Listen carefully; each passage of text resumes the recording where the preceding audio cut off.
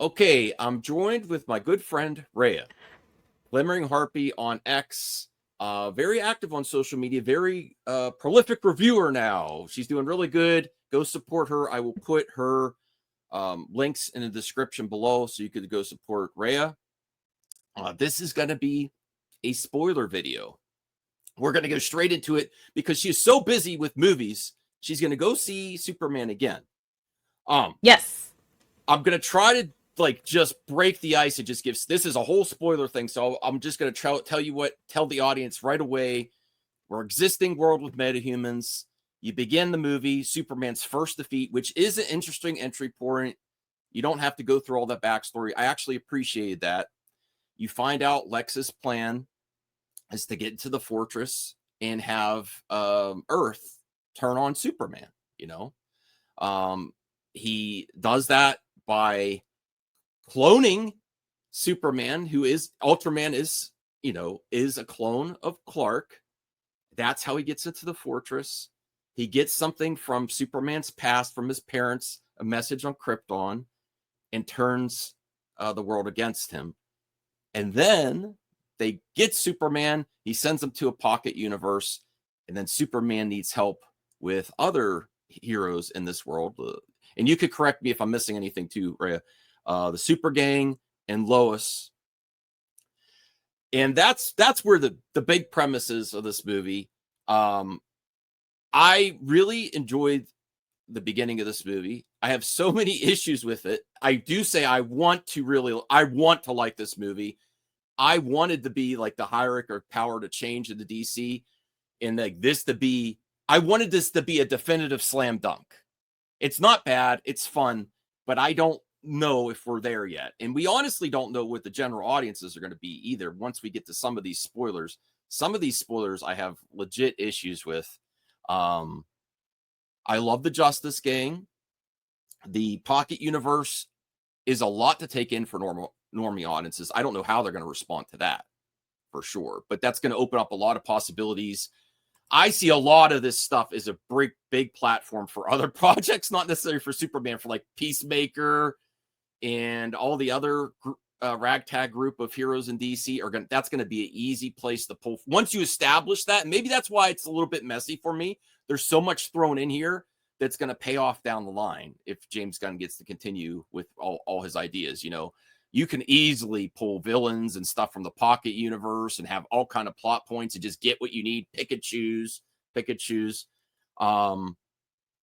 The big reveal that I almost was like, I didn't even realize how much I disliked it until I thought about it later, until after the movie, is the backstory with Jor-El and his parents, which is a big change. And I don't know how, when we know Rotten Tomatoes are in.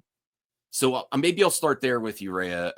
The big change with Jor-El and his backstory, it's very important to Superman. His current family, his adopted family, is important to Superman too. What I will say, my part before you get your thoughts in there, is it's a great message to say that you're your own person.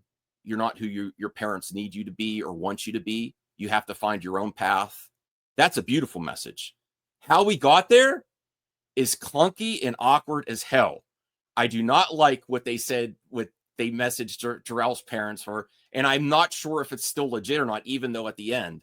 So I think that's where we'll start from I really want to know what you think about Jor-El and the backstory, because that in previous iterations of Superman, that's stuff I love. That's also who makes Superman. Superman in the past has been his adopted parents and his original parents, and they both form who he is and the hope and how he's a good person. If this goes the way it looks like, it's his adopted parents and who he chooses to be. What's your thoughts there on the Jor-El reveal? Yeah, I wasn't too surprised because it was leaked Okay. a while ago. So I kind of already had that expectation, and I was surprised no one was really bringing it up because I was Mm. like, I didn't imagine this leak.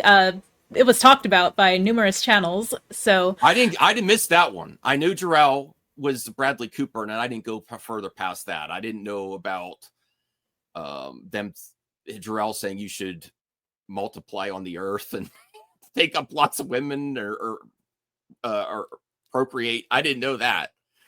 Well, Um, it was basically the destruction of Earth part that was leaked that I was referring to. oh, okay. And yeah, that's a lore change for sure, a very significant one. And I wasn't sure how much of the movie would be focusing on it because the marketing that we got was so focused on other stuff like the banter and some of the new characters interacting with one another. A lot of like the superfluous things happening around Superman. So I guess like my preference between either the new version of the lore where Clark is Clark Superman, Kal-El, he's choosing to stay I guess not stay but choose his own path as far as Mhm. like, not allowing his, purpose or his original purpose being brought to Earth to determine how, he continues to live on Earth. I thought it was interesting now that I think about it that I don't think he's called Kal-El in the movie, and I think that was like intentional to further Oh, that's distance him true. from that idea of like of Krypton being a significant part of his identity. So yeah, to answer your question, I think because I'm not like super invested in Superman as a character. I know that I Okay. like Man of Steel and I love Zack Snyder's interpretation of the character. As far as like outside of that, like, in other forms of media, I'm not too invested. But I think I am okay with this new interpretation of Clark's decision to embrace humanity and his life on Earth, living amongst humans because I interpret this film as a completely different, siloed sort of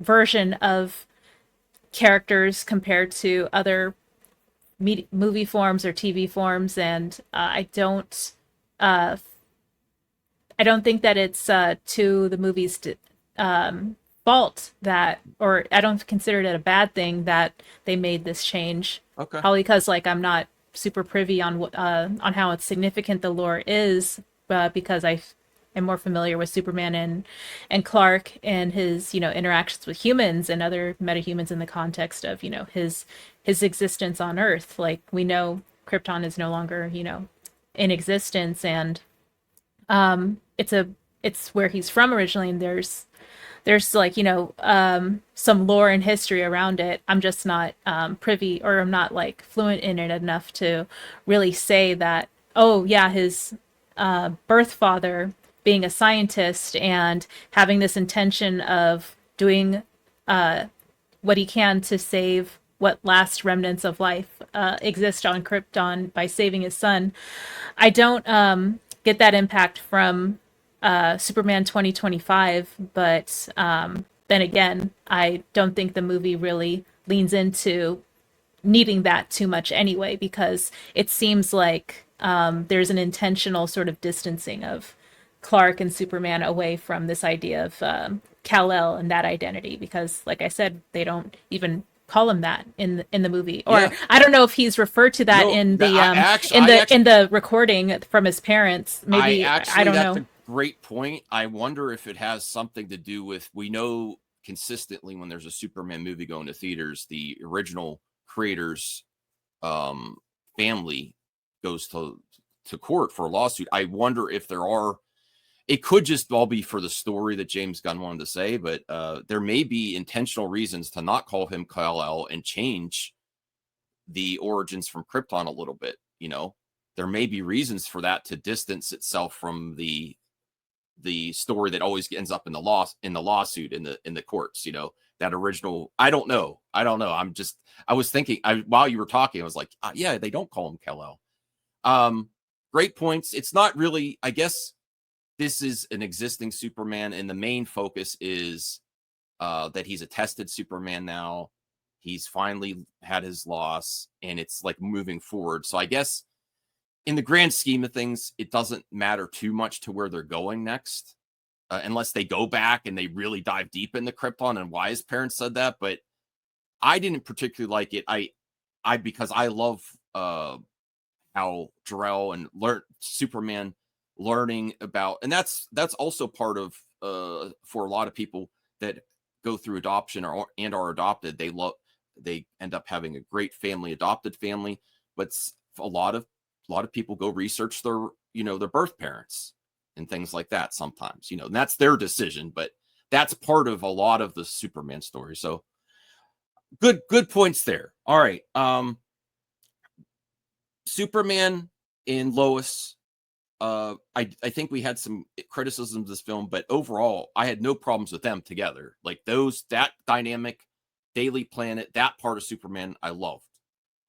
Any thoughts on anything you want to say about the Justice Gang and where we end up at the end of this film is Superman escapes from the pocket universe, and the Justice Gang may have added a new member. What's your overall thoughts on how this handles the Superman and Justice Gang? You could go full spoilers towards the end of the film where we end up with both Superman and the Justice Gang. Sure. Yeah, I just want to quickly say about Clark and Lois. I got a lot less of them interacting than I thought I would based on the Okay. marketing. They kept marketing kept leaning into, oh, they have so much chemistry. Look at how they look at each other. Oh, the physicality. There was some of that, but yeah, they were in an argument and on the verge of like, are we still together? Are we not during the movie? Also, really, really creepy and kind of triggering for me. Clark breaks into Lois's apartment and Oh, I didn't. Lois is not aware of who's in her apartment. There's just noise coming from the kitchen, and good on her. She has her bat on hand just to like break someone's skull, like whoever is infiltrating her house or her home.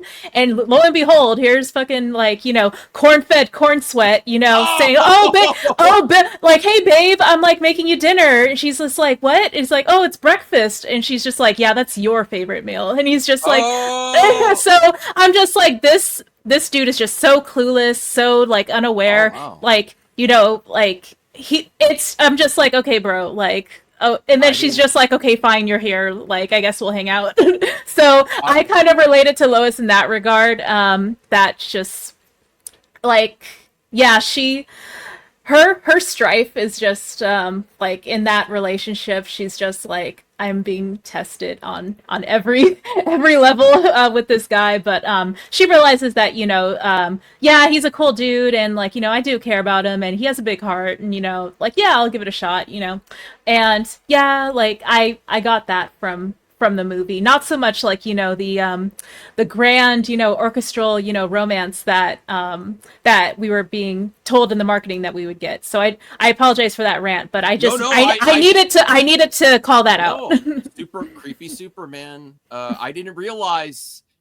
Now that you say it, that finally clicked for me. He did break it. Like I was just thinking, oh, he has a key, and she didn't know he was going to be home. But no, he legit got it. He's just like, we're dating. I'm just gonna go in here. Surprise. That's like That's like crossing a boundary. Yeah, They've only been seeing each other for 3 months too, yeah. And he says that he loves her. I don't know. I'm just like, I'm similar to Lois, where I'm just like, bro, like this is not normal. Like like what? My main issue with this film is just the Superman and Lois stuff is so great. Corenswet and Brosnahan is so great that I wanted more focus on them, and like we finally have a really, not that Lois's were bad in the past, but this is a great investigative reporter, Lois. How cool would it be that if instead of just going to get the Justice Gang to save Clark or Superman's ass, that she has to investigate Lex and figure out what's going on, and that's how Superman gets saved. She does an investigation report or something like that. I'm just thinking of all these ideas where Lois could have been used better than just going to the Justice Gang and say, Guy Gardner, your haircut's stupid, and Mr. Terrific, come help me save Superman. That's okay too, but I just think it's a missed opportunity personally. I think she was orchestral, like speaking of orchestral, orchestrated. I'll try to use different verbs. It's a autistic thing that I do. But yeah, anyway, so she was pretty another instrumental. Yeah. Yeah, she was pretty instrumental in the research being an investigation being done on Lex, I thought, because if it wasn't for her surfacing a lot of the goings on around how Lex was the one who made it public around Clark's birth parents' recording and investigating, okay, what are his, like, vested interests in, having Superman out of the way, and blah blah blah. So those are all things that she was kind of, putting Oh, together as an expert journalist. And she, pulled in, Perry White, and she pulled in Jimmy Olsen to get all the, like, information, and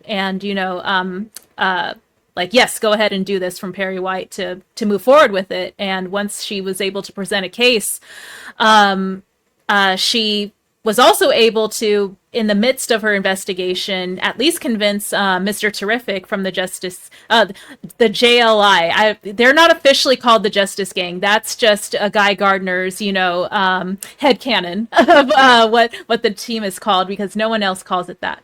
But anyway, so yeah, she does her, due diligence as a great reporter to present facts and, like, invest and research that she's done based off of the events that are happening around her and what she knows about Lex as, like, a public figure who, like, has invested and sold arms to Baravia to basically continue to cause strife and warfare, and take lives in I forget the name of the other country that is that the Moravia.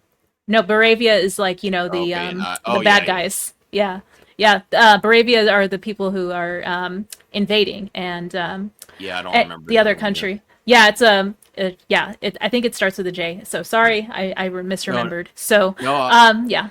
I So get. yeah, the JLI. I really enjoyed their limited interactions amongst each other that we got to see on screen. I was a little confused why when Lois said, "Oh, you're not going to help? Like, isn't he your friend?" And everyone was just like, "Lol, no." So I was just like, "Oh, okay. Is there just sort of like a resentment there that, like, oh, like Superman can operate in his own, like, little, like, term on his own terms, because he's just the most Because he's powerful not metahuman part. on. Yeah. He's just, like, invincible, or like Well, he's he's not a corporate here. I think Maxwell Lord, Sean Gunn, is in charge of the Justice Gang, so they kind of have to answer to other people, and he's not part of that yet. Well, what I'm saying is that, like, I don't know why they wouldn't, they were so, like, not caring about his safety and stuff. Yeah, And I'm inferring that maybe there is some, some jealousy, or some, like, harvest resentment towards him just being able to do his own thing, and them having to be corporate, public figures, or public servants for the most part. Anyway, going back to Mr. Terrific, yeah, he gives Lois the benefit of the doubt. He's probably, like, a good, his read on people too. So, like, maybe he saw, like, okay, yeah, like, based off of what we know about Superman, and what this person who has presented a pretty compelling case about Lex regarding everything he's yeah, done. Yeah, I'll go ahead and help her out. So yeah. Oh, also, like, for some reason they put in this joke. They gave Mr. Terrific this joke, like, "Oh, I'm only helping you to piss off Guy." And I was just like, "Come on, man, you didn't need that." Like, but yes, like, it's a joke, because obviously, like, he did it to help, But the joke there, I was just like, okay. yeah. I always feel like if there's if there's a choice, James Gunn will always go for the quick joke, but just like Zack Snyder will always go for the big epic action sequence over certain things. But I like them a lot. I'm going back into seeing it. I'm going to see it again next week, and my focus is just going to be on the Justice Gang, like a prequel to the next movie, and where I was really wanting to see a great Superman movie. And it's in here. Um, Maybe we'll end here with our favorite part and our least favorite part. Going back to my one of my least favorite parts, and I was forgetting to bring the images up. I had a bunch of images prepared, and I'm forgetting to bring them up. So let me bring up this. Ma and Pa Kent, uh, they changed Jor-El and in his Krypton parents. Now this is a beautiful sequence. I like this scene right here.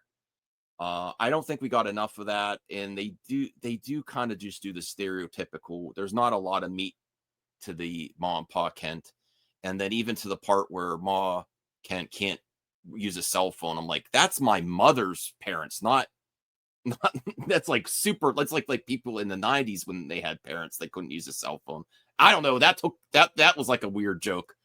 I They really skimmed past a lot of the stuff. Maybe for timing, maybe there was more Ma and Pa Kent stuff. What did you think of Ma and Pa Kent? And then we'll end with Lex because Lex is very important. What did you think of Ma and Pa Kent, his adopted parents, where he's choosing to be who that they raised him? He's choosing that life. I think it was just, kind of a serviceable, oh hey, here are his parents, very surface level. I Mm-hmm. got a sense of what perhaps James Gunn is more interested in more than other stuff in this movie, based off of like what little or how much we see of certain characters. So the surface level interactions and sort of like, okay, yeah, this is where Clark grew up, and maybe this is like where his kind of hokey values Constructs. and Yeah. yeah, kind of like where all of that comes from because he had this like, middle America apple pie sort of existence, and he was kind of coddled by his parents and kind of sheltered. They live in a remote farm, so yeah, I try to.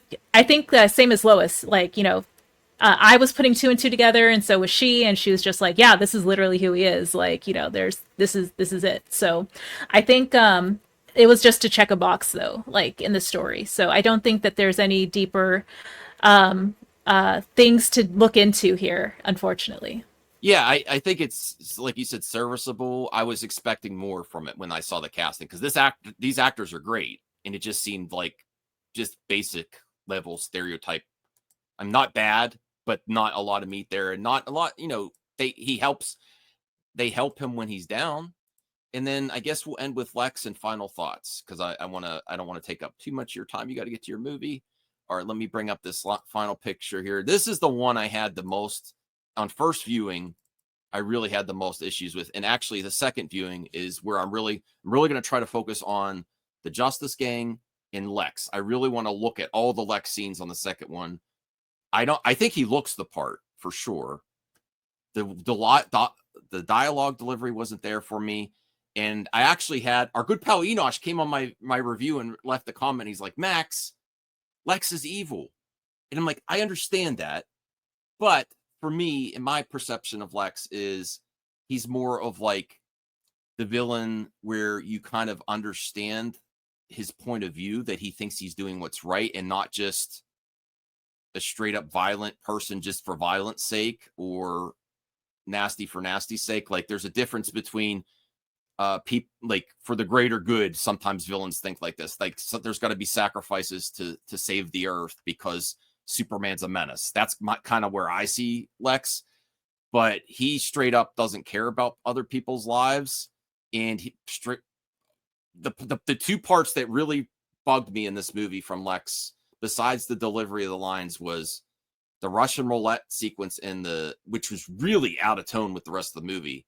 Like I don't want to like I know people are like, you're a hypocrite, Max. And Man of Steel, Cavill broke Zod's neck, but you saw the tension in the context of how he didn't want to do that. It was his last resort.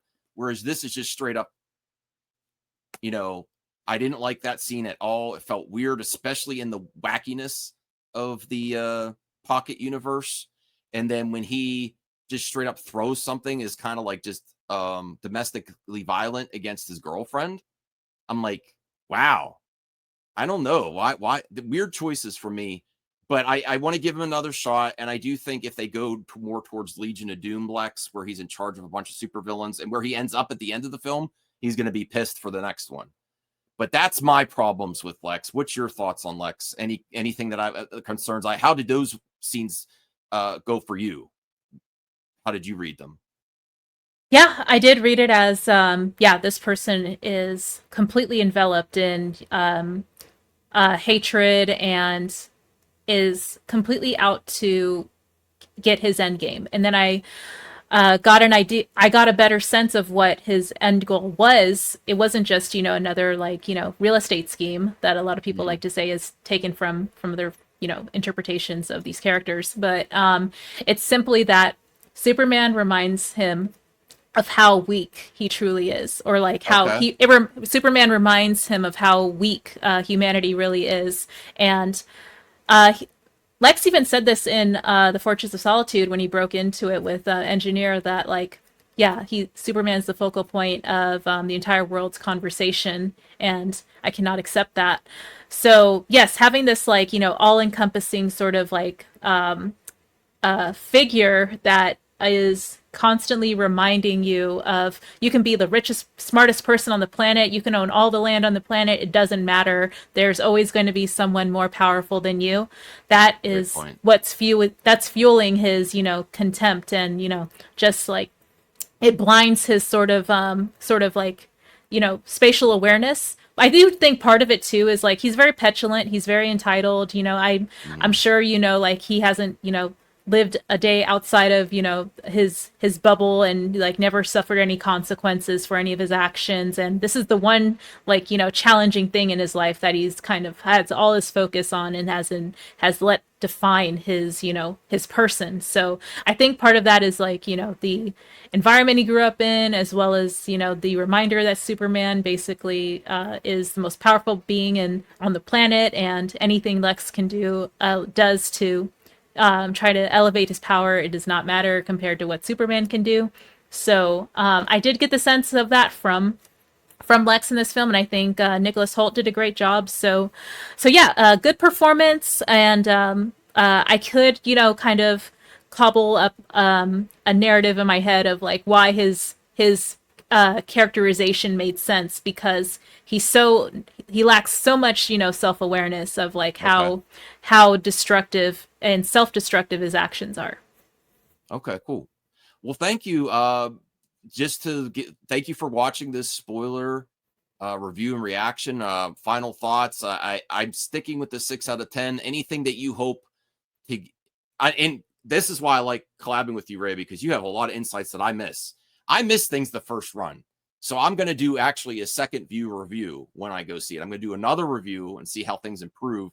So you gave me a lot to think about, Lex, and I'm really going to try to focus on Lex when I see the next one, and try to put those criticisms I have with the character, those specific scenes in the back of my mind. Anything you plan that what do you hope to get out of the second viewing that you're going to see right after this recording? What do you hope to gain from it? Do you think it could help you appreciate the movie more the second viewing? Anything you're hoping to gain, or what do you want from it? I'm hoping that I won't be as annoyed with Jimmy Olsen Oh, I Jimmy and Olsen was my Crypto. favorite. Those were my least Oh, favorite aspects. really? So Okay. yeah, you could have, in my opinion, if they had removed those scenes, I would have probably enjoyed the film a lot more, because they Okay. seemed to break the tension and tone and were All really right. jarring on the Interesting. tone. So yeah, going into like a second viewing tonight, I'm hoping that it's a little easier to kind of be like, okay, yeah, they're there. I'm not as mad. Okay. I actually like Jimmy Olsen the best. See, this is why we have different opinions. I mean, Crypto I enjoyed a lot, and I can understand why he might get, if he's not your jam, he can get annoying. So he's kind of like Callie when I'm trying to record. So that's why I understood. That's why I understood Crypto. He's very destructive, and so is Callie. But thank you for watching. Again, go support Raya on X at Glimmering Harpy in Multiverse of Keller. Enjoy the movie, get some good food, and we'll see you next time.